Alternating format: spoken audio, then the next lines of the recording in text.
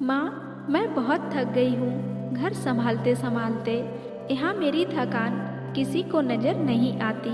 कुछ दिन आराम करना चाहती हूँ। मैं सोच रही हूँ कुछ दिनों के लिए अपने मायके आ जाऊँ। आते हुए अपने बच्चों को भी साथ ले आऊँगी।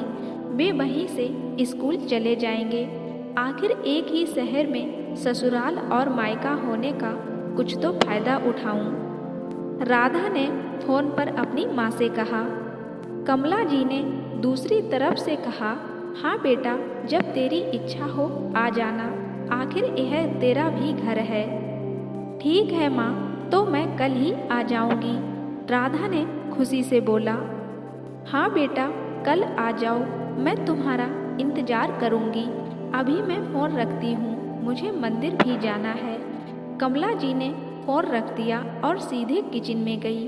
किचन में खाना बना रही बहू से बोली, अरे अनुपमा सुनो, कल तुम्हारी ननद आ रही है।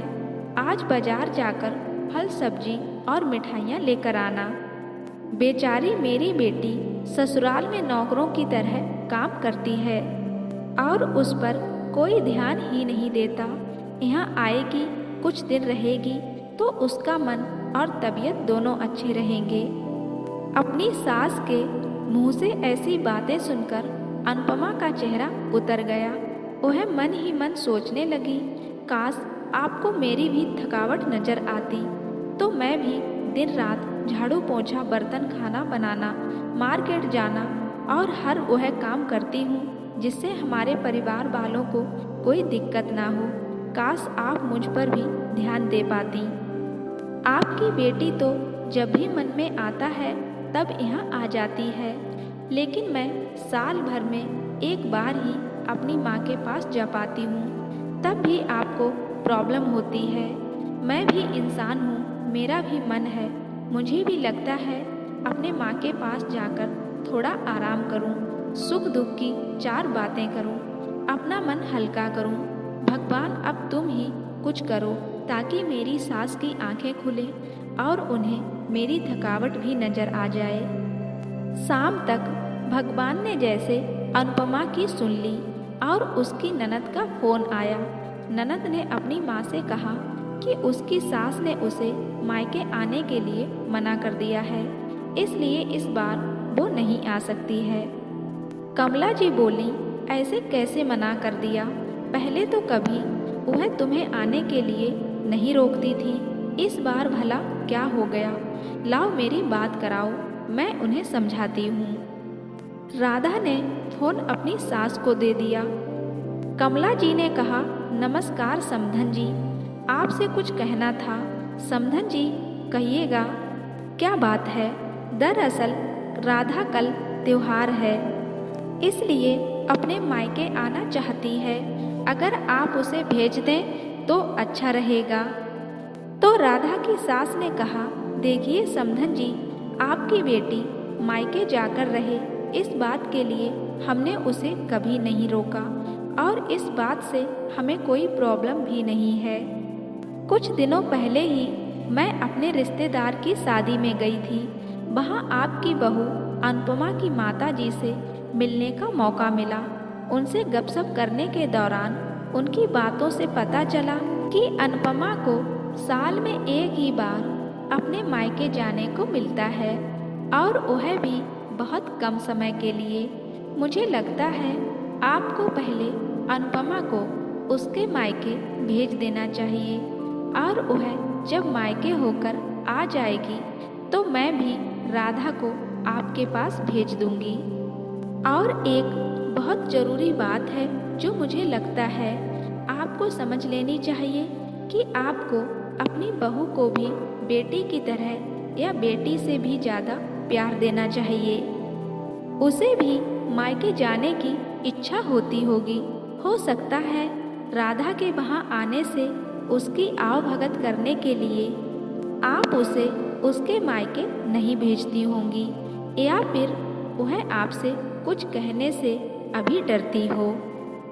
अगर आप उसको घर में ही कैद करके रखेंगी तो एक दिन ऐसा आएगा जब वह आपके खिलाफ बोलने लगेगी फिर वह आपकी सुनेगी भी नहीं और जब चाहे तब अपने मायके जाएगी।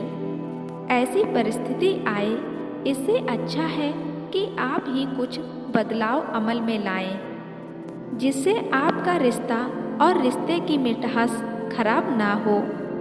कमला को अपनी समधन के हर एक शब्द में सच्चाई नजर आई। उन्हें महसूस हुआ कि उन्होंने अपनी बेटी के प्यार में अंधे होकर कभी भी अपनी बहू के मन के विचार नहीं किया। उन्होंने हमेशा ही अपनी बेटी को अपनी बहू से ऊपर रखा है। दूसरी तरफ राधा भी अपनी भाभी के बारे में हो रही इस बातचीत को सुन रही थी। उसने भी महसूस किया कि वह कभी भी अपनी भाभी के साथ ठीक से बात नहीं करती और जब जब वह अपने मायके जाती है तो भाभी थोड़ी उदास रहती है। कमला जी ने अपनी बहू को बुलाया और उससे कहा कि अनुपमा कुछ दिनों के लिए राधा नहीं आने वाली है, इसलिए पहले तुम अपने मायके होकर आ जाओ। यह सुनते ही अनुपमा का चेहरा खिल गया, क्योंकि यह पहली बार था जब उसकी सास ने सामने से उसे अपने मायके जाने के लिए कहा था। अगले दिन अनुपमा अपने मायके गई और इस बार 1-2 दिन नहीं, पूरे हफ्ते भर रहकर आई। अपने माँ बाप से, अपने रिश्तेदारों से मिलकर आई और जब वह लौट कर आई तो उसका चेहरा खिला हुआ था, उसकी आंखें चमक रही थीं। अनुपमा के आने के बाद राधा भी अपने मायके आई और इस बार वो खुद सामने से अपनी भाभी से खुशी खुशी मिली और अच्छे से बात की। राधा ने अपनी माँ से बात करके उन्हें भी अच्छे से समझने में मदद की कि वह कहीं ना कहीं अनुपमा के साथ गलत व्यवहार कर रहे थे। दूसरी तरफ अनुपमा अपने ससुराल वालों के बदले रवैये से बहुत खुश थी। अब वह खुशी खुशी सबका ध्यान रखती और हर काम प्यार से करती। वह ध्यान रखती कि कोई भी ऐसी बात या काम ना करे जिससे घर में तनाव का माहौल पैदा हो। और कमला जी अपनी बहू को खुद ही समय समय पर मायके भेज दिया करती। एक छोटे से बदलाव ने सास बहू और भाभी ननद के बीच की कड़वाहट को दूर कर दिया था और रिश्तों को भी और भी ज़्यादा मीठा और मजबूत कर दिया था।